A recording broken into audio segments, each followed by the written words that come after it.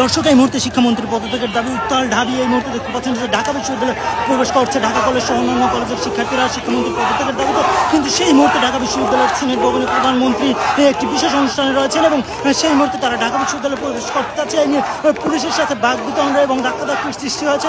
আপনারা দেখতে পাচ্ছেন যে একের পর এক শিক্ষার্থীরা কিন্তু ঢাকা বিশ্ববিদ্যালয়ে প্রবেশ করছে, অন্যদিকে পুলিশ কিন্তু রশি দিয়ে বাধা দিচ্ছেন এবং সেই মুহূর্তে কিন্তু পুলিশের সাথে একটি বাক বিতণ্ডা এবং ধাক্কাধাক্কির সৃষ্টি হচ্ছে। সেই চিত্র আপনাদের দেখানোর চেষ্টা করছি ঢাকা বিশ্ববিদ্যালয় থেকে।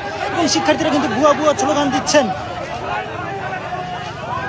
ক্রমান্বয়ে উত্তেজনা তুমুল গতিতে বেড়ে চলছে, সেই চিত্র আপনাদের দেখানোর চেষ্টা করছি।